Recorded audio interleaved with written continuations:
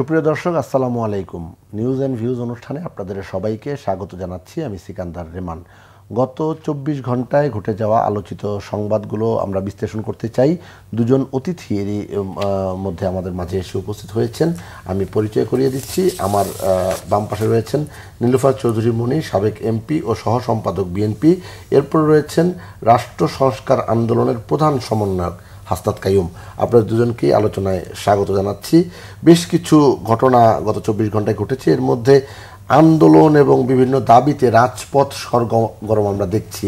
নীলুফার চৌধুরী মনি, আপনি ছাত্রনেতা, একবারে তৃণমূল থেকে উঠে এসেছেন। এখন এই ফ্যাসিবাদের বিরুদ্ধে আন্দোলনের পর, ফ্যাসিবাদ বিদায়ের পর আপনারা বলছেন এই অন্তর্বর্তীকালীন সরকার আন্দোলনের পরবর্তী একটি সরকার, জনগণের আকাঙ্ক্ষার সরকার।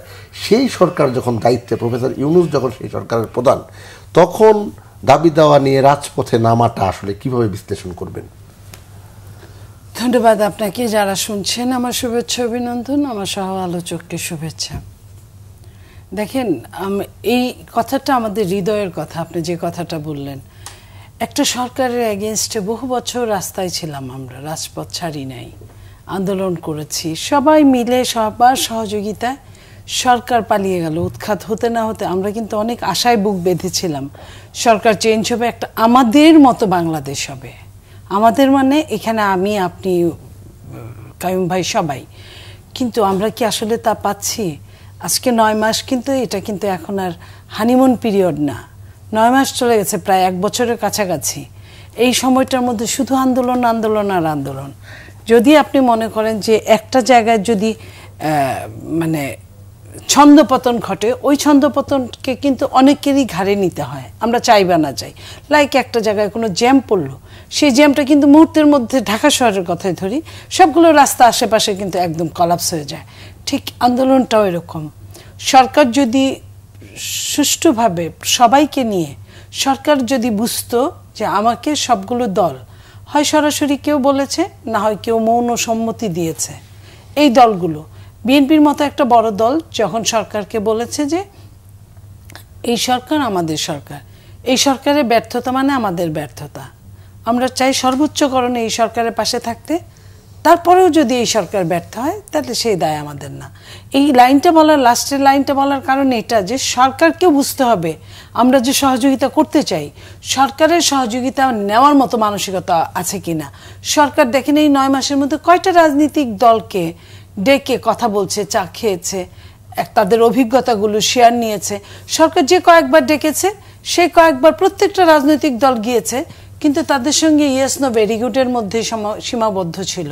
সরকার কোথায় কোথায় আটকে যাচ্ছে, ঠেকে যাচ্ছে, তাদের জন্য কি করা উচিত, সরকার কারো অভিজ্ঞতাটাই শেয়ার নেয় নাই। যার জন্য আজকে কি হয়েছে, সরকার কোনোটারই সুরাহা করতে পারে নাই। একটা সুরাহা না করতে পারার জন্য আরেকটা সমস্যা হয়েছে। সরকার যদি মবটাকেও যদি হাতে তুলে নিতে পারতো, আইনের অনুশাসনের যদি কায়েম করতে পারতো, তাহলে কিন্তু অনেকগুলো জট ছেড়ে যেত। যেমন মবটা এখন সবাই, প্রত্যেকে, আমরা যখন কথা বলছি আজ থেকে ৩-৪ দিন আগে দেখেন ঢাকা বিশ্ববিদ্যালয়ের সামনে কিভাবে ছাত্রদলের একটা ছেলেকে মেরে ফেললো। তারও কয়েকদিন আগে আপনি দেখেন জাতীয় বেসরকারি বিশ্ববিদ্যালয়, প্রাইভেট ইউনিভার্সিটিতে একটা ছেলে শুধুমাত্র একটু হাসি দেওয়ার জন্য তাকে মেরে ফেলা হলো। এই যে এই বিচারগুলো, একটা বিচার কিন্তু আরো 10টা বিচারকে টেনে আনে, যদি বিচার না হয় সেটাও টেনে আনে। তো আজকে এই সরকার এই কাজগুলো যখন এই যে চরম আকার ধারণ করেছে, আজকে আপনি যদি রাস্তার কথা আজ ৩-৪ দিন ধরেন, ঢাকা শহরের রাস্তাগুলো প্রায় প্রত্যেকটা রাস্তা কলাপস। এই যে আপনাদের এখানে আসি দেখি এদিক দিয়ে গাড়ি ঘুরে আসে, ওদিক দিয়ে গাড়ি ঘুরে আসে, কেন? সেটার কারণ হলো আন্দোলন।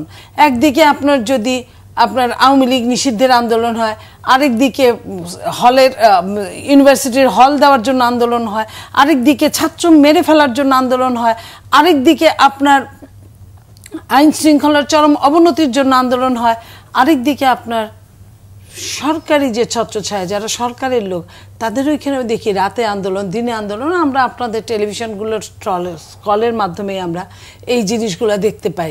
যখন আমরা কথা বলছিলাম, এখন যখন তার কিছুক্ষণ আগে আমরা দেখেছি যে ৩ বাহিনীর প্রধান সহ আপনার উপদেষ্টাদের ওখানে যমুনায় মিটিং বসেছে। এখন যমুনার উপর দিয়ে জল প্রবাহিত হচ্ছে, এই যে যমুনা নিয়ন্ত্রণ করতে পারছে না বলে কিন্তু 3 বাহিনীর প্রধান যাওয়া, আমার যা ধারণা। নইলে বাংলাদেশে এমন কোনো ঘটনা ঘটে নাই, এমন কোনো বিশেষ দিন না যে তারা আসবে। তো এবং তার আগেও গতকাল রাতেও অনেক কিছু কিন্তু সমস্ত বাংলাদেশে বিদেশে বাংলাদেশের সাথে যারা সংশ্লিষ্ট তাদের মধ্যে একটা কানাঘুষা ছিল, কি হচ্ছে কি হতে যাচ্ছে। এই জায়গাগুলায় আমরা চাই যে এটার সমাপ্তি ঘটুক। এই জায়গা থেকে উত্তরানোর জন্যই আমরা 5ই আগস্টকে ওয়েলকাম করেছিলাম। 3 দিন দেশে সরকার ছিল না, দেশের অবস্থা এত খারাপ হয় নাই। সরকারবিহীন একটা দেশ চলেছে, তাও এত খারাপ হয় নাই যত খারাপ এই মুহূর্তে আপনার হচ্ছে। তো এই যত খারাপ যে হচ্ছে এটার জন্য সরকার কতটুকু, যেমন ধরেন কালকে যে কথাগুলো শুনছি, কালকে স্থানীয় সরকার নির্বাচনের জন্য একটা ইসি ভবন ঘেরাও দেওয়া হবে। একবার স্পেসিফিক এই বিষয়টি নিয়ে আসবো। আমরা একটু হাফিজ কাইমের কাছে জানতে চাই, বিচারহীনতার সংস্কৃতি আমরা বিগত দিনে আলোচনা করেছি, আপনারা বলেছেন, রাজপথেও বলেছেন, এখন কিসের সংস্কৃতি, আন্দোলনের সংস্কৃতি?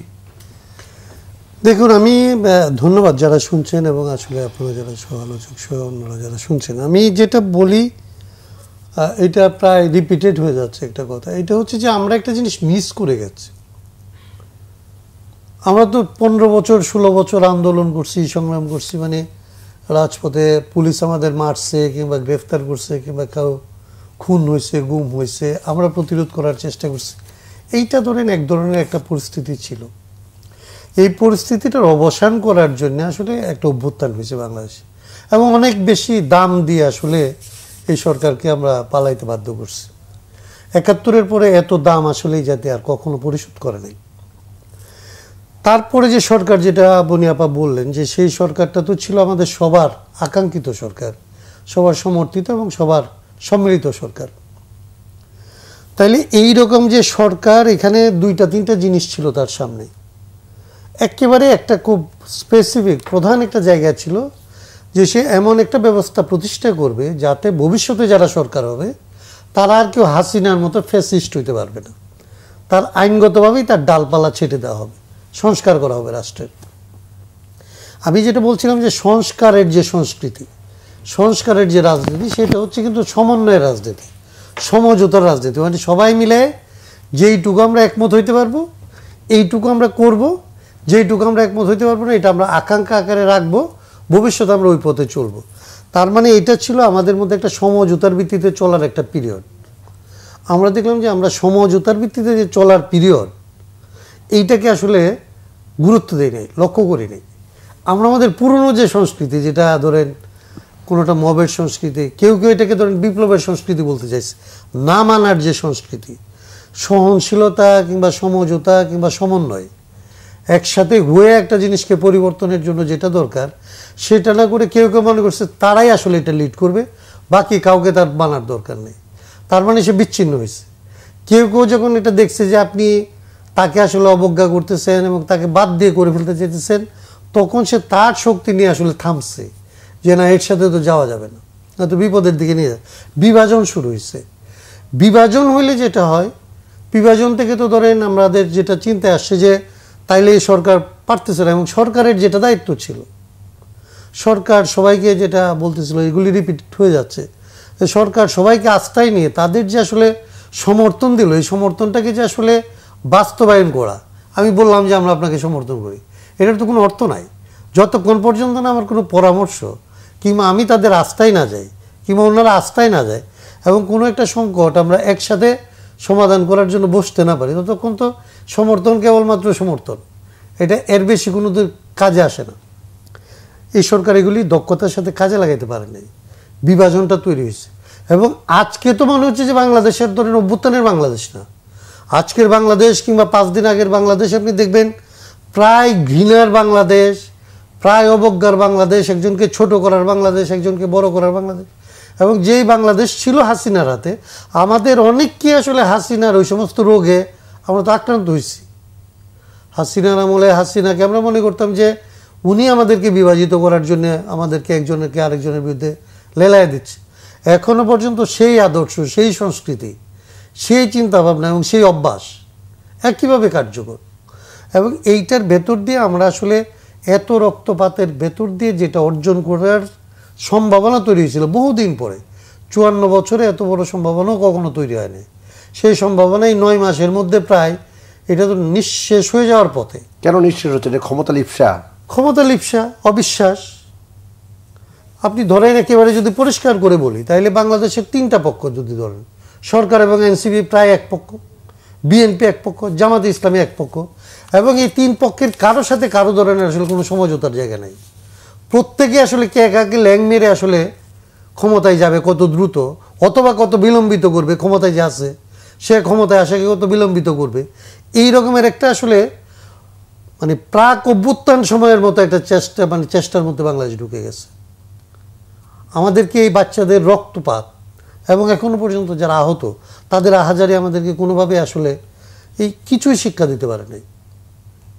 এটা ভয়াবহ। এবং আমরা যদি এইবার ব্যর্থ হই, তাহলে আমি জানি না যে আসলে আমাদের অস্তিত্ব রাজনৈতিক এই যে জনগোষ্ঠী হিসাবে আমাদের আসলে রাজনৈতিক অস্তিত্ব কোথায় থাকবে, কি হবে। জি, নীলুফা চৌধুরী মনি খুবই যথার্থ কথা আস্তাদকে বললেন, ঐক্য এবং অনৈক্যর কথা। ঐক্যটা কীভাবে হবে? প্রত্যেকে যদি প্রত্যেকের জায়গায় মানে শক্ত অবস্থায় থাকে, ছাড় না দেওয়ার মানসিকতা থাকে। আর যেটি বলছিলেন যে বিগত সরকারের উদাহরণ, তো বিগত সরকারের উদাহরণ আপনারা কেন দিবেন? এখনও তো এই যে অন্তর্বর্তীকালীন সরকারের 2 উপদেষ্টার সাবেক 2 সহকারী মাহমুদুল হাসান, তুহিন ফারাবি বরখাস্ত করা হয়েছে, দুদক ডাকছে। 1-2 টাকা না, 100 কোটি টাকার অভিযোগ। আপনি 15 বছরে এক জাহাঙ্গীর 400 কোটি টাকা ইনকাম করেছে, সেটা নিয়ে এত আলোচনা হচ্ছে নিশ্চয়ই। সেটার জন্য তো অনেকটা ত্বরান্বিত হলো সরকার চেঞ্জ। তো সেটা 15 বছরে আপনি 8 মাসে সেই সমপরিমাণ টাকা হয়ে যায়, মানে আসলে সাধারণ মানুষের কাছে কি জবাব দিবেন? সেই 15 বছরে তাও তো অনেকগুলো বড় বড় প্রজেক্ট বিদেশ থেকে আনতো বিগত ফ্যাসিস্ট, এবং ওইখান থেকে একটা সাগর চুরি করতো, পুকুর চুরি না, সেটা করতো। মানুষের কিন্তু যখন চালান দিতে যাবে, টাকাটার যখন সুদ দিতে যাবে, তখন মানুষের টান পড়বে। এর আগে কিন্তু টান পড়ে নাই। কিন্তু এখন তো কোনো প্রজেক্টও নাই, এখন তো মানুষের একদম রক্ত মাংস খুলে খুলে খাচ্ছে। তো এই যে এই জায়গাটায় ওই রবীন্দ্রনাথের ওই লাইনটার কথা খুব মনে পড়ে, রেখেছো বাঙালি করে মানুষ করনি।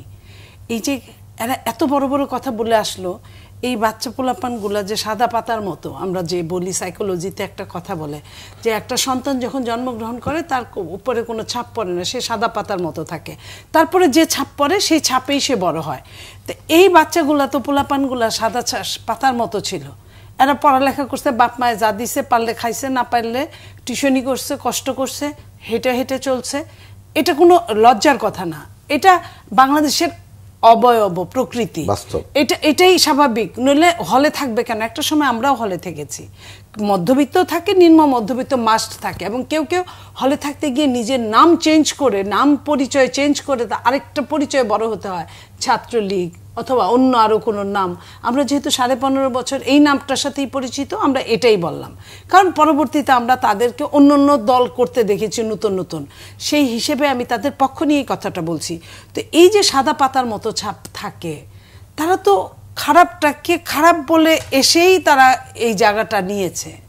আমরা বলেছি এর আগে 90 বলেন, 52 বলেন, 69 বলেন, 71 বলেন, 66 বলেন, কখনোই ছাত্ররা বেনিফিশিয়ারি হয় নাই। ছাত্ররা তাদের গার্ডিয়ানের জন্য যুদ্ধ করেছে, লড়েছে, জীবন দিয়েছে। যার জীবনটা বেঁচে থেকেছে সে আবার ব্যাক টু দ্য প্যাভিলিয়ন, মানে তার লেখাপড়ায় ফিরে গেছে। লেখাপড়া শেষ হয়ে এই যে তারাই হয়তো পরবর্তীতে রাজনীতিতে আসছে, কিন্তু 20 বছর পরে, 15 বছর পরে এই ছাত্ররা সঙ্গে সঙ্গে তারা বলল যে আমরাই এখন মেন জায়গায় স্ট্রিমে যাব, এবং তাদের চাওয়া অনুযায়ী যেটুকু দেওয়া হলো, আমি বড়দের কথা না হয় বাদই দিলাম যে আমরা পচে গেছি, গলে গেছি, এই হয়েছে। এই যে সাদা পাতাগুলা, এই পাতার মধ্যে ছাপটা কে দিল? কেউ তো দেয় নাই। তার মানে কি আমরা কেউই মানুষ না? এই মানুষগুলা যেখান থেকে, যে পরিবারগুলো থেকে আসছে, সেখানে সে এই জিনিসগুলোই দেখে আসছে, তার ওই শরীরটার মধ্যে, ওই মনটার মধ্যে ওই ছাপটাই পড়েছে। নইলে এই 9 মাসে 8 মাসে আপনি আপনার ঘরটা চিনে সারতে পারলেন না, আপনার চেয়ার টেবিলটা বুঝে সারতে পারলেন না, আপনি কারিগরি টাকার মহোৎসব বসিয়ে দিলেন, আপনাকে দুদক ডাকে। আমি যদি বলি যে, আমি তো জানেন যে কথাটা বললেন, ছাত্র রাজনীতি থেকে রাজনীতি করি, যখন রাজনীতি কি ভালো মতো বুঝিও না, যেহেতু এরশাদ বিরোধী ছিল, ওই আন্দোলনের ওইভাবে কথা বলতে বলতে, না বুঝার মধ্যে থেকে থেকে কথা বলতে বলতে কিন্তু এই পর্যন্ত এসেছি। আমাকে তো একবার দুদক আল্লাহর রহমতে ডাকে নাই। তো দুদক ডাকবে কখন? যখন আপনার কারিগরি অনেক কিছু থাকবে। তো এই জায়গাগুলো এখনো কিন্তু আমাদের নিয়েও অনেক কথা হয়। আমি তো আল্লাহর রহমতে ভালো আছি, তো এই জায়গাটায় ভালো মানুষগুলোকে কেউ খুঁজে না। খুঁজে হলো যে মানুষটা মন্দ হতে পারে বা মন্দ হয়ে গেছে। আমার ধারণা কাইম ভাইকেও কেউ খুঁজে না। ওই মন্দ হতে পারবে বা হয়ে গেছে ওই মানুষগুলোর চোখ দেখলেই হয়তো তারা বুঝে এই যে এটা যে বাংলাদেশের জন্য কত বেশি দরকার, সৎভাবে আর কিছুই না, মাইন্ডসেটের মধ্যে শুধু সততাটা ঢুকায় দিবেন। এই সততা বাকি জীবনটা নিয়ে যাবে। এই এই এই এরা যারা আসছে তাদেরও শুনি সুইজারল্যান্ডে বাড়ি হয়ে গেছে, দুবাইতে টাকা চলে যাচ্ছে প্রতিদিন প্রতিনিয়ত, এবং অনেক বড় বড় নেতারা তাদের বক্তৃতায় বলছে 9 মাসে 90,000 কোটি টাকা পাচার হয়েছে। এই যে 90,000 কোটি টাকা পাচার হয়েছে, তাহলে ওই 400 কোটি টাকা শেখ হাসিনা তার ড্রাইভারের 15.5 বছরের ড্রাইভার বা পিয়নের কথা বলাতে এত রুশানলে পড়লো, আমরা নিজেরা অবাক হয়ে গেলাম কিভাবে সম্ভব। সেই সম্ভবটা এখন দেখেন কত ইজিভাবে হচ্ছে, কত ইজিভাবে হচ্ছে। এই কথাগুলোর কাছে দিয়ে না যে এই সরকার সে আগের সরকারের মতো কিংবা আরো বেশি মোটা দাগে যদি অন্যায়কে প্রশ্রয় দেয়, তাদেরকেই ঠান্ডা পানির বাতাস দিচ্ছে, সকাল বিকাল খাবার দিচ্ছে, 144 ধারা যারা ভঙ্গ করছে, যারা ওইখানে মঞ্চ তৈরি করছে তাদের কথাই শুনছে। এবং এই কথাটাই আমি তখন বলছি, ঘটনা কিন্তু কিছুই ঘটে নাই, কারণ ওইখানে বলা আছে যে আপনার আন্তর্জাতিক ট্রাইব্যুনালে বিচার কার্য সম্পন্ন হওয়ার আগ পর্যন্ত কার্যক্রম স্থগিত থাকবে, নিষিদ্ধ থাকবে। দল কিন্তু নিষিদ্ধ না, কার্যক্রম নিষিদ্ধ। তো এটা তো এমনিই বলতে পারতেন, এমনি বললো। বিএনপি তো বলেছে সালাউদ্দিন সাহেব যে আমরা এটা আরো 3 মাস আগে ফেব্রুয়ারি মাসে বলেছি, এই কথাটা বলে এসেছি ফেব্রুয়ারির 10 তারিখে, ফেব্রুয়ারি 16 তারিখে। তাহলে ওই কথা সেই তো নথ খসালি, মিছামিছি লোক হাসালি, এই লোকগুলা তো হাসানোর দরকার পড়ে না। এটা হলো অনেক বড় ষড়যন্ত্রের মধ্যে পড়েছে, এই কারণে যে এই যে আপনি দেখেন এর মধ্যে আসবে স্থানীয় সরকার নির্বাচন আগে দাও, জাতীয় নির্বাচন পরে দাও, জাতীয় নির্বাচন ততদিন পর্যন্ত দিও না যতদিন পর্যন্ত না আমরা সাবালক হই সম্পূর্ণরূপে। এই ধরনের আন্দোলনগুলো আবারও তাদের দিয়ে বলাবে এবং একটা শ্রেণী তাদেরকে স্তূপবাচ্য পাঠ করবে এবং তারপরে তারা চেষ্টা করবে, পারবে কতটুক জানি না, এতে দেশের আইন শৃঙ্খলার পরিস্থিতি আরো জঘন্যতর হবে। হাসাদ কাইয়ুম, আপনি একেবারে ক্যাটাগরিক্যালি বললেন যে 3টা পক্ষের কথা, নির্ভর চৌধুরী মনি একই কথাই বললেন, কিন্তু আমার প্রশ্নটা হচ্ছে অন্য জায়গায়। আপনাদেরকে তো একবার রাজপথে দেখেছি, আমিও রাজপথে রিপোর্টিং করেছি। তো এই যে স্বপ্ন, যে আকাঙ্ক্ষা নিয়ে সাধারণ মানুষ জীবন দিল, একবারে সাধারণ ঘরের ছেলেরা, রিক্সা চালক, শ্রমিক, মজুর, সাংবাদিকরা, আইনজীবী, সবাই জীবন দিল, তাদের কাছে আপনার রাজনীতিবিদরা কোন মুখ নিয়ে যাবেন, কি বলবেন তাদেরকে? এটাই দুর্ভাগ্য বাংলাদেশের। মানে আমরা বহুবার 54 বছরেও যদি ধরেন, আমরা বহু আন্দোলন করেছি, আমরা বহু আন্দোলনে বিজয়ীও হয়েছি, কিন্তু বিজয়ের পরে বিজয়ের ফলাফল কোনোদিনই আসলে যারা আন্দোলনটা করে, যাদেরকে আন্দোলনে ডেকে আনা হয় এবং যারা জীবনটা দেয় তাদের পক্ষে কোনোদিন যায় নাই। এইবার আমাদের একটা ইচ্ছা ছিল, আকাঙ্ক্ষা ছিল যে অতীত থেকে শিক্ষা নিয়ে এইরকমভাবে আসলে দাবিটা সাজানো হয়েছিল যে কেবলমাত্র যেন সরকার পরিবর্তন, এটা থামে না, সরকার এবং শাসন ব্যবস্থার পরিবর্তনের পক্ষে আমরা কথা বলছিলাম। ছাত্ররা পর্যন্ত অভ্যুত্থানের সময় এই কথাটুকু যোগ করছিল যে আসলে স্বৈরতান্ত্রিক ব্যবস্থাটাকে তারা বিলুপ চায়। কিন্তু কোনো ভালো কথা, কোনো ভালো কাজ আর কোনো ভালো স্লোগান শেষ পর্যন্ত কোনো স্লোগান হিসাবে কার্যকর থাকে না যদি না আপনি নিজের জীবনে এটার আসলে কোনো প্রতিফলন থাকে। 71-এ এত বড় যুদ্ধের পরে এখনও যে বাংলাদেশের জামাত ইসলামী আছে, কেন আছে? হচ্ছে এই কারণে যে যুদ্ধের পরে অনেকে মুক্তিযুদ্ধের নাম বলে যে লুটপাট এবং চুরি চামারি করছিল, সেটাতে মানুষ বুঝছিল এর চেয়ে রাজাকারও ভালো ছিল। 90-এর অভ্যুত্থানের পরেও এরকমই ঘটনা ঘটছিল। এবং এইবার আবারও ধরেন যেটা হচ্ছে যে মানুষ এখন প্রায় বলতে শুরু করছে যে এই 9 মাসের যে শাসন কাঠামো দেখলাম, আমরা যে শাসনের নমুনা দেখলাম, এর চাইতে অমুকরা ভালো ছিল। তার মানে হচ্ছে যে আপনি লেবাসে কি বললেন, লেবাস কি পড়লেন আর মুখে কি বললেন, এটা আসলে মূল ব্যাপার না।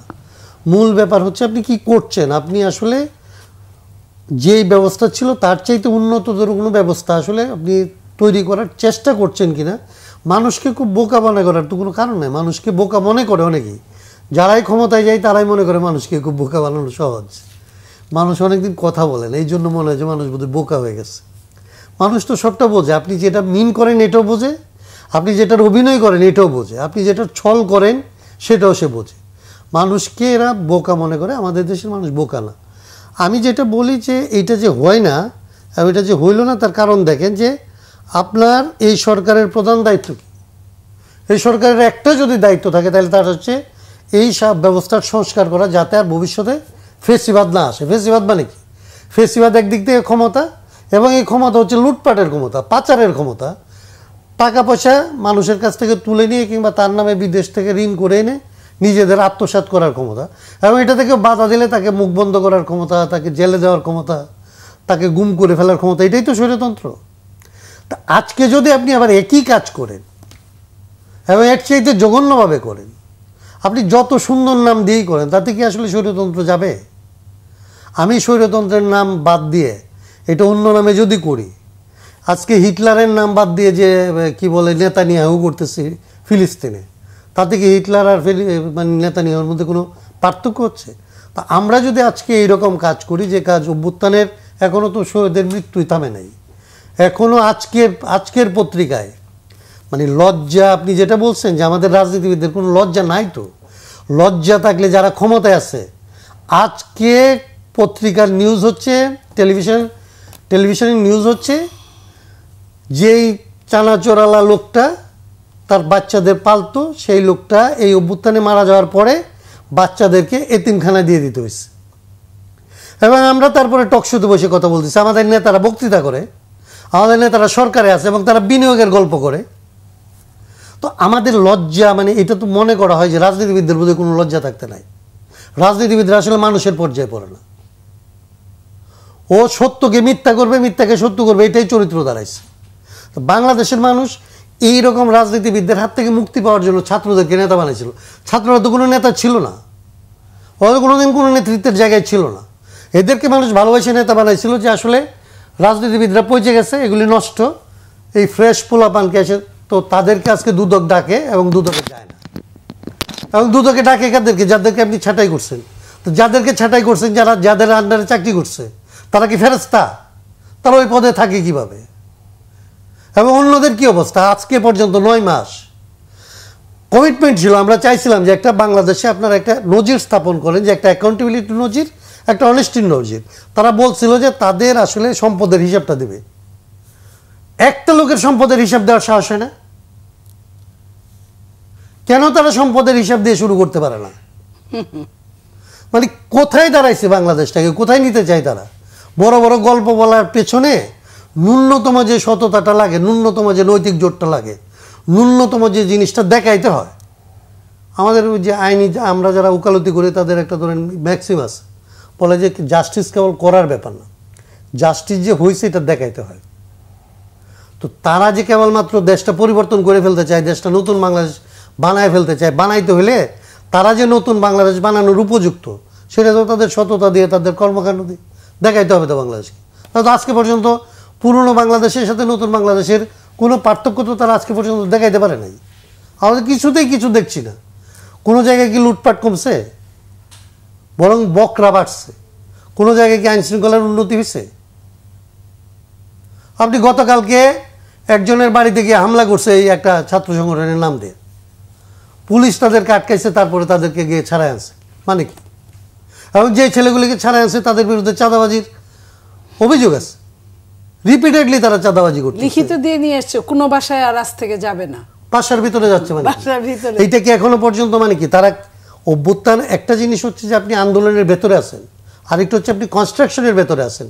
আন্দোলন করছেন, একটা সরকারকে হটাইছেন, নতুন করে আপনি দায়িত্ব নিচ্ছেন এবং আপনি বাংলাদেশকে স্টেবল করবেন, আগে যেরকম ছিল তার চাইতে বেটার বাংলাদেশ করবেন। আপনি গভর্নমেন্টের পার্ট, আপনি গভর্নমেন্ট চালান, আপনি গিয়ে মানুষের বাসার ভেতরে বসে তাকে গ্রেফতার করতে বলেন, চাঁদাবাজি করতে বলেন। এই দায়িত্ব নিয়ে আপনি নতুন বাংলাদেশ গড়ে তুলবেন? জি, এই জায়গায় আসবো। সুপ্রিয় দর্শক, আপনারা দেখছেন নিউজ অ্যান্ড ভিউজ, খুব জমজমাট আলোচনা হচ্ছে। ছোট্ট একটু বিরতি নিয়ে ফিরছি, আশা করি আমাদের সঙ্গেই থাকবেন।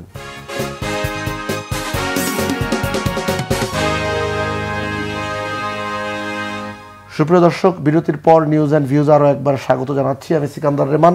আলোচনায় ছিলাম সরকার, রাজনীতি এবং আগামী নির্বাচন। নিরুফার চৌধুরী মনি, আগামী নির্বাচনের কথা উঠতেই রাজনৈতিক দল বিশেষ করে বিএনপি বলছে দ্রুত নির্বাচন হওয়া জরুরি। কেন জরুরি? কারণ নির্বাচন না হলে গণতান্ত্রিক প্রক্রিয়া স্বাভাবিক গতিতে আগাবে না, নির্বাচিত জনপ্রতিনিধিরা দায়িত্ব না পেলে বিশৃঙ্খল পরিস্থিতি স্বাভাবিক হবে না। কিন্তু এনসিপি তারা আন্দোলনে নেমেছে, যে কথা আপনি বলছিলেন, আজকেই তারা বেশ কিছু কর্মসূচি পালন করবে। এর মধ্যে নির্বাচন কমিশনেও তারা যাবেন এবং সেখানে তারা বিক্ষোভ কর্মসূচি পালন করবে। এবং তাদের বড় দাবি হচ্ছে দেশের বর্তমান সংকট উত্তরণে স্থানীয় সরকার নির্বাচনের কোনো বিকল্প নেই। দেখেন, এটার জন্যই তো তাদের একজন প্রতিনিধি যখন অন্য মন্ত্রণালয় থেকে স্থানীয় সরকার মন্ত্রণালয়ে আসলো, খেয়াল করেন, তখনই কিন্তু আমরা বললাম যে এইটা আসছেই গুছানোর জন্য, দেশ গুছাবে সরকারি কিংস পার্টি, স্থানীয় সরকারের মাধ্যমে সারা বাংলাদেশে তারা ঢুকবে, তাদের টার্গেট এটা। এবং এই ঢুকার জন্য আপনি দেখেন নর্থে তারা যে প্রশাসক বসিয়েছে একটা হিজবুত তাহরির একজন লোককে, আর কি কোনো লোক পাওয়া যায় নাই। এই যে নিষিদ্ধ একটা দলের যে প্রতিনিধিকে পাঠালো, এবং দক্ষিণ নিয়েও একই ষড়যন্ত্র করবে বলেই আজকে দেখেন দক্ষিণ নিয়ে কত কিছু হচ্ছে।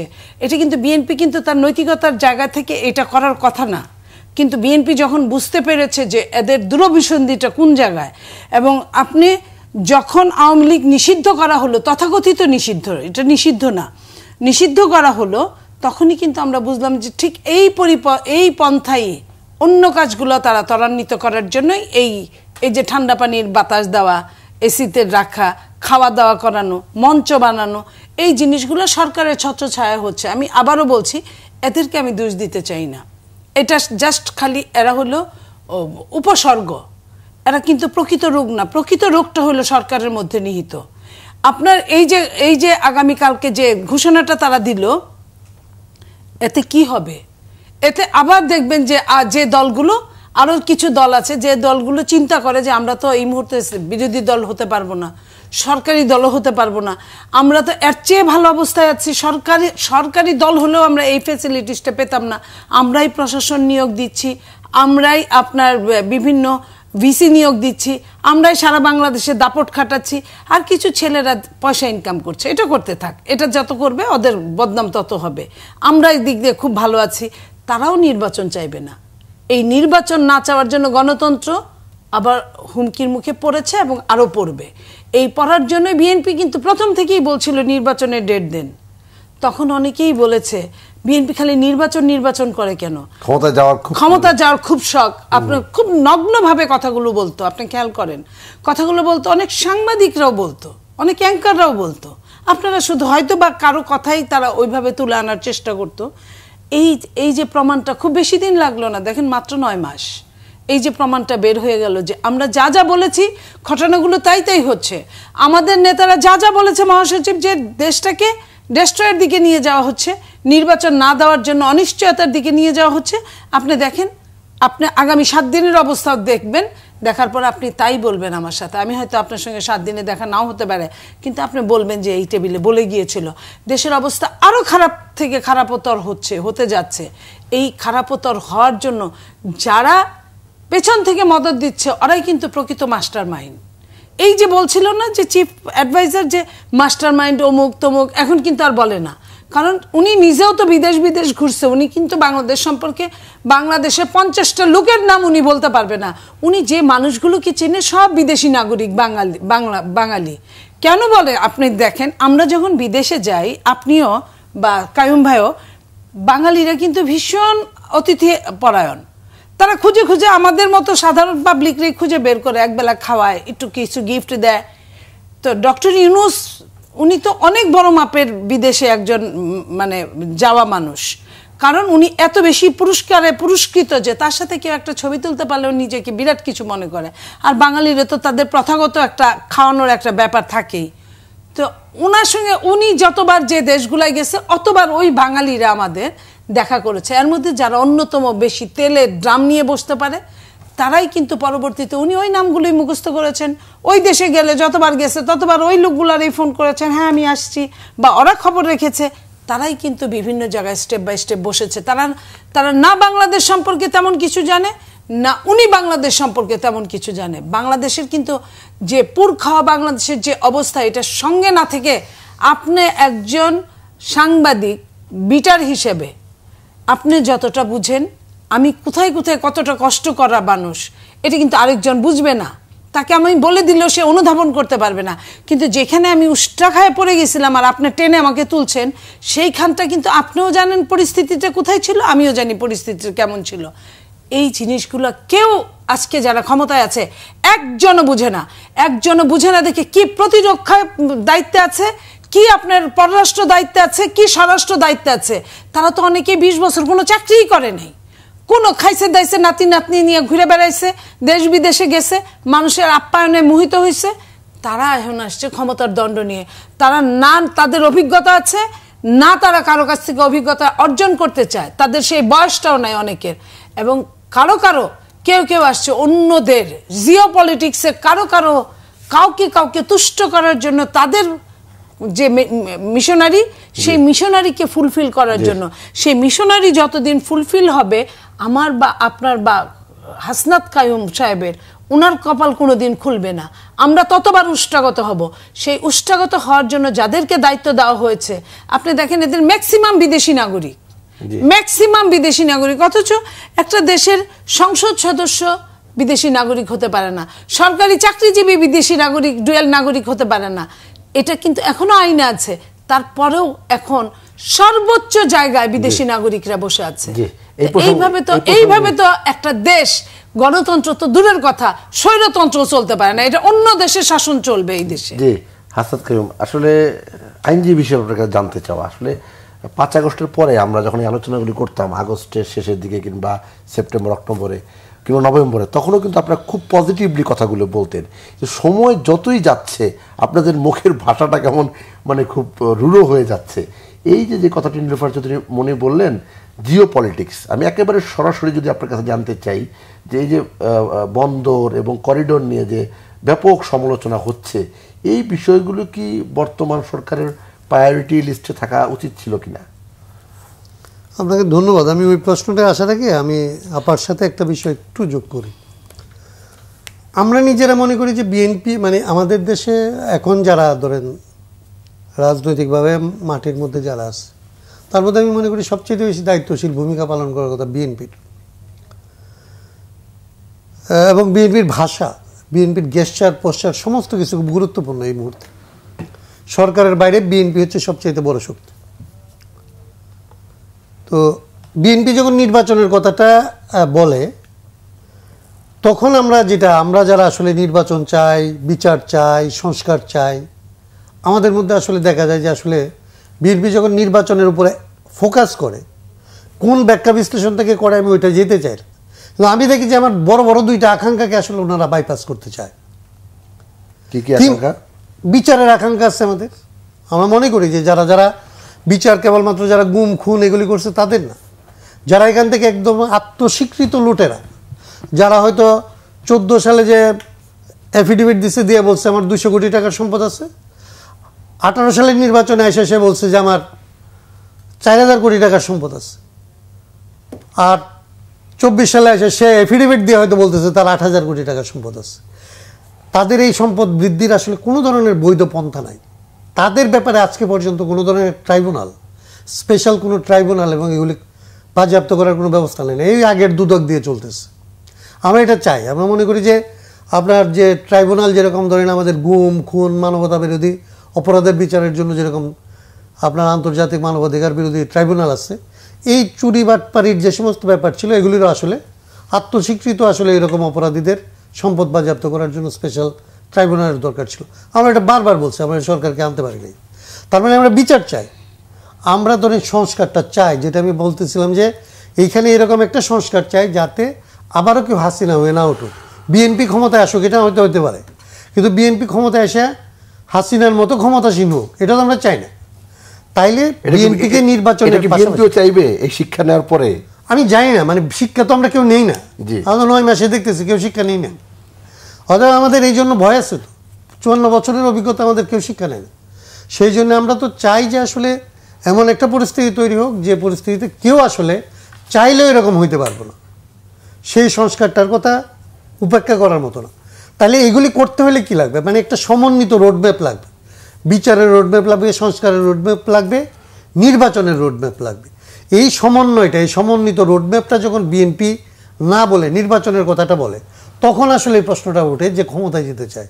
এবং এটাকে যখন আসলে কেউ কেউ নির্বাচনের বিরুদ্ধে কেবল সংস্কার না একেবারে নতুন সংবিধানের গল্প করে, তখন মনে হয়, কিংবা যখন নির্বাচনের আগে, জাতীয় নির্বাচনের আগে, সংস্কারের আগে স্থানীয় সরকার নির্বাচনকে নিয়ে আসে, তখন অন্য দিক থেকে এই অভিযোগটা ওঠে যে তারা আসলে স্থানীয় সরকার নির্বাচন দিয়ে সংস্কার এবং আসলে জাতীয় নির্বাচনকে পিছিয়ে দিতে চায়। এই যে পরিস্থিতিটা তৈরি হয়েছে, এই পরিস্থিতি থেকে বেরোনোর জন্য আসলে আমাদের একটা সমন্বিত ফর্মুলা লাগবে, এবং সেই ক্ষেত্রে বিএনপির একটা বড় ভূমিকা আছে, সেটা নিতে হবে। আপনার প্রশ্নটার মধ্যে আসি 1 মিনিটে, যেটা বলতে চাই, আমরা মনে করি যে সরকারের উপরে মানুষের যেই কারণে এরকম একটা সরকার তৈরি করলো, আর কোনো নিয়মিত সরকার না, একটা অন্তর্বর্তী সরকার, এই সরকারকে রাজনৈতিক দলগুলির বাইরে সরকারটা বানানো হলো কেন? এনসিপি তো এখন দল হয়েছে, ছাত্র প্রতিনিধি যখন দেওয়া হয়েছে তখন তারা আসলে রাজনৈতিক প্রতিনিধি না, তখন তারা ছাত্রদের প্রতিনিধি, এবং সমস্ত প্রতিনিধিরা হচ্ছে অরাজনৈতিক, মানে অদলীয় প্রতিনিধি। এদের দেওয়া হয়েছিল যাতে তারা আসলে সবাইকে অ্যাকোমোডেট করতে পারে এবং সংস্কারটা যাতে আসলে তারা করতে পারে। কিন্তু তারা এটাকে আসলে গুরুত্ব না দিয়ে, আইন শৃঙ্খলাকে গুরুত্ব না দিয়ে, বাচ্চাদের চিকিৎসাকে গুরুত্ব না দিয়ে, এরা যখন আসলে করিডোর, এরা যখন আসলে বন্দরের আপগ্রেডেশন, এগুলির উপরে অধিকতর মনোযোগ দেয় এবং বেশি রকম এটা নিয়ে আসলে তাদের অ্যাডামেন্সি শো করে, তখন আসলে তাদের ব্যাপারে স্বাভাবিকভাবে অন্যরা সন্দেহ করে। এই সন্দেহের তালিকার মধ্যে তাদের আসা উচিত না। সন্দেহের তালিকায় আসলে তারা ব্যর্থ হবে, তাদের ব্যর্থ হওয়ার কোনো অধিকার নাই। এত রক্তপাতের পরে তাদেরকে ব্যর্থ হওয়ার জন্য এখানে বসানো হয় নাই। তারা কেউ সরকার চালানোর জন্য যোগ্য লোক ছিল না, তারা কোনোদিন সরকার পরিচালনার জন্য কোনো পরীক্ষায় অবতীর্ণ হয় না। এর আগে জনগণ ভালোবাসে, মানুষ তাদেরকে বিশেষ দায়িত্ব দিয়ে তারা উপযুক্ত মনে করে তাদেরকে বসাইছে। তাদের এই কোথায় তার দায়িত্ব তার মনে রাখা উচিত। এখান থেকে বেরিয়ে গিয়ে তারা ব্যর্থ হলে জাতি আসলে ধসে যাবে, এই ধসানোর দায়িত্ব তারা নিতে পারে না। জি, অনুষ্ঠান শেষ পর্যন্ত চৌধুরীর মনেই বেশ কিছু প্রশ্ন হাসাত কায়ুম রেখেছেন। এই প্রশ্নগুলির জবাব কি আপনি দিতে চান কিনা? নির্বাচন আগে সংস্কারের কথা যিনি বলছেন, আপনারা সবসময় বলেন যে আসলে সংস্কার তো আসলে কিয়ামত পর্যন্ত চলবে, এখন কিয়ামত পর্যন্ত কি নির্বাচন না হয়ে থাকবে কিনা? না, এটা তো আমরা নিজেরাই বলছি যে এই সংস্কার তো এইভাবে বলা হয় নাই। এই সংস্কারটা এরকম ছিল যখন এই সরকারটা আসলো, সংস্কারটা এরকম যে আপনার মনে আছে যে মেট্রো রেল ভেঙে ফেলা হয়েছে, বিটিভিতে আগুন দেওয়া হয়েছে, তারপর অনেক কিছু ভাঙচুর হয়েছে, এগুলার একটা প্রাথমিক সংস্কার করবে।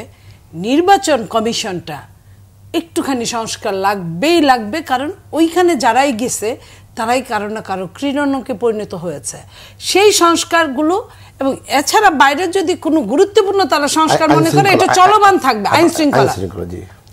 আইন শৃঙ্খলা রক্ষাকারী বাহিনীর একদম মোরালিটিটা ভেঙে পড়েছিল, সেটাকে দাঁড় করানোর জন্য আদৌ কি কোনো সংস্কার এই পর্যন্ত হয়েছে? হয় নাই। আপনার সংস্কার কোনটা করেছেন? নারীদেরকে সামনে এনে ওপেন করে দিয়েছেন, যেটা নিয়ে এখন আগুন জ্বলতেছে সব দলে, কি ধর্মীয় দলে কি আধর্মিক দলে, সবখানে। কারণ নারীরা যেটুকু পেয়েছিল আগে ধর্মের ভিত্তিতে বা রাষ্ট্রের ভিত্তিতে, সেইটুকুই নারীরা ঘরে তুলতে পারে নাই, সেইটুকুই আমাদের আগে দেওয়া হতো, তাহলে আমরা একটা কথা বলতাম। সেটা হয় নাই। প্রথমে নারীদেরকে এনে দেওয়ার মানে কি? রাষ্ট্র তুমি যা ইচ্ছে তাই ভেজাল বাজুক, আমি কারো বাড়ি পুরাতে আমি আলু পুরা খাবো, কারণ আমি নির্বাচন দিব না, আমি আরামে বসে বসে তামসা দেখব, এটাই ছিল কারণ। যেটা কাইম ভাই কিছু কথা বললেন যে বিএনপি চাইলে এমন করতে পারতো, বিএনপি করে নাই, বিএনপি এই জিনিসগুলো আমরা আশা করেছিলাম বিএনপি করবে। তো আমি তাকে উদ্দেশ্য করে একটা কথা বলি, বিএনপি কিন্তু সংস্কারের প্রথম ধাপে কিন্তু বিএনপি 31 দফা এনেছে। আপনি যেভাবেই টানেন না কেন, তারা রাষ্ট্রের যেভাবে সংস্কার তাও 3-4 বছর আগে এটা কিন্তু সাংবাদিক সম্মেলন করে ঘোষণা দেওয়া, এবং সেটা নিয়ে কিন্তু অলরেডি সারা দেশব্যাপী কাজ চলছে বিএনপির, একদম তৃণমূল পর্যন্ত। তো সেইখানে ওই 31 দফার মধ্যেই বিএনপির অনেক কিছু আছে, সব কিছু বাংলাদেশের।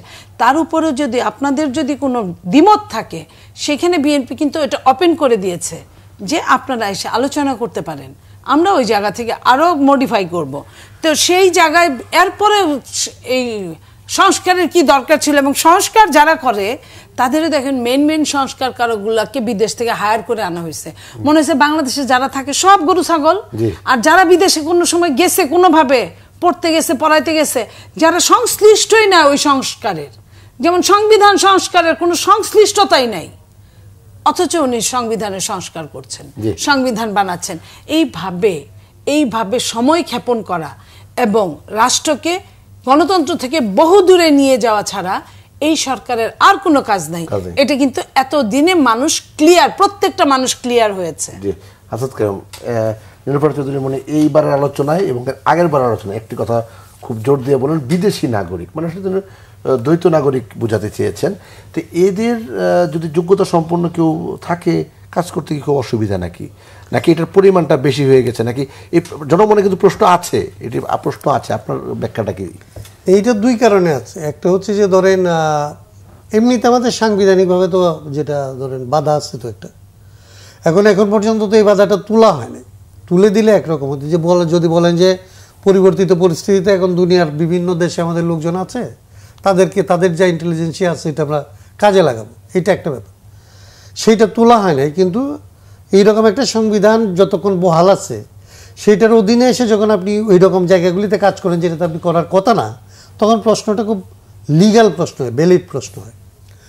আরেকটা জায়গা হচ্ছে যে এর চাইতে অনেক যোগ্য মানুষেরা বাংলাদেশে অনেক দিন ধরে এইসব ব্যাপার নিয়ে কাজ করতেছিল। আমরা সংবিধান সংস্কার নিয়ে 2013 সাল থেকে কাজ করি, আমাদের প্রকাশনা 2013 সালে। তো 2013 সাল থেকে বাংলাদেশে যে সংবিধান সংস্কার লাগবে, রাষ্ট্রের সংস্কার লাগবে, এই রাজনৈতিক আলোচনাটা তো আমরা ধরে ধাপে ধাপে 2013 সাল থেকে 2016 সালে আমরা রাষ্ট্রচিন্তা গঠন করছি। 2021 সালে আমরা রাষ্ট্র সংস্কার আন্দোলন নামে আসলে সংগঠন গড়ে তুলছি। মানে সংস্কারের বাইরে আমাদের মূল রাজনৈতিক এজেন্ডাই ছিল এটা। এখন অনেকে তো আমাদের প্রশ্ন করে যে আপনারা এই সংস্কারের আলাপ হচ্ছে, আপনাদেরকে ডাকা হয় নাই কেন, আপনারা নাই কেন? এই প্রশ্নটা আমরা তুলি না কখনো, এটা আমাদের মনে হয় যে এটা লজ্জার ব্যাপার। কিন্তু এই প্রশ্ন তো মানুষ করে, মানুষকে তো আমি যেটা বললাম তাকে তো আপনি বোকা বানাইতে পারেন না, তাকে বেশিক্ষণ ধোকা দিতে পারেন না। তো আপনি যদি আপনার পারফরমেন্সে এটা মানুষ দেখে যে এইটা আপনি কোত্থেকে আসছেন ভাই, কেন আসছেন, এদেরকে আপনারা কেন আসলে ওই রকম বিবেচনা নেন নাই, এই প্রশ্নের উত্তর তো আসলে নাই এদের কাছে।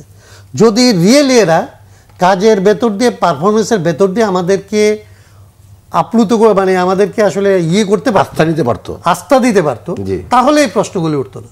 কারণ প্রথম দিকে উঠে নাই, উঠতেছে আপনার প্রশ্নের মধ্যে আছে দ্বিতীয় স্তরে এসে। তার মানে তারা যত ব্যর্থ হইতে থাকবে এই সমস্ত নানা প্রশ্ন সামনে আসতে থাকবে এবং পরবর্তীতে তাদের উপরে অনেক অভিযোগও আসবে।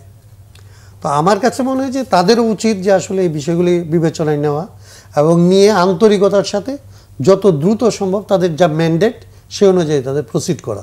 এবং আমাদের মধ্যে অনেক মানে বোঝার ঘাটতি আছে, সেগুলি আমাদের নিজেদের মধ্যে আলাপ হওয়া দরকার বলে আমি মনে করি। আপনি কি মনে করেন নির্বাচন হলে সমস্যার সমাধান হয়ে যাবে? আমি মোটেই মনে করি না, কারণ আমরা 4টা ভালো নির্বাচন করছি, আমাদের বাংলাদেশে অন্তত 4টা ভালো নির্বাচন করছি যেগুলি তত্ত্বাবধায়ক সরকারের অধীনে হয়েছে। সেরকম সময় আমাদের কোনো কিছুই আসলে সমাধান হয়নি, কারণ আমাদের শাসন কাঠামোটা এরকম, যিনি ক্ষমতায় বসেন তিনি নির্বাচিত হয়েই আসুক আর সামরিক শাসক হয়েই আসুক, সমস্ত ক্ষমতা তার হাতে কেন্দ্রীভূত হয়। আইন বিভাগ, বিচার বিভাগ, প্রশাসন সমস্ত কিছুর ঊর্ধ্বে তিনি উঠেন এবং তার ইচ্ছা মতো সরকার চলে। সেরকম ব্যবস্থা থাকলে আগামীতে একটা ভালো নির্বাচনের পরেও আপনি এর চাইতে ভালো ব্যবস্থা পাবেন না, এর চাইতে খারাপ ব্যবস্থাই পাবেন। নিশ্চয়ই এর সমাধানও আছে, নিশ্চয়ই আছে। আমরা তো সেটা বলছি আমাদের সংস্কার প্রস্তাবের মধ্যে আমরা বলছি যে সমাধানটাই হলো মাইন্ডসেট, কি কি বদলায়, কিছু ভালো মানুষকে আনতে হবে, আপনাকে জবাবদিহিতার মধ্যে আসতে হবে, আপনাকে ভারসাম্যের মধ্যে আসতে হবে। জি, এক জায়গায় মানে এক জায়গায় সমস্ত ক্ষমতা কেন্দ্রীভূত করা যাবে না। জি, অসংখ্য ধন্যবাদ আসাদ কাইয়ুম এবং নিরূপা চৌধুরী মনি আপনাকেও। সুপ্রিয় দর্শক, আপনারা যতক্ষণ এই অনুষ্ঠান দেখছিলেন আপনাদেরকে ধন্যবাদ ও কৃতজ্ঞতা জানিয়ে এখানে শেষ করছি। সবাই ভালো থাকবেন, সুস্থ থাকবেন, আল্লাহ হাফেজ।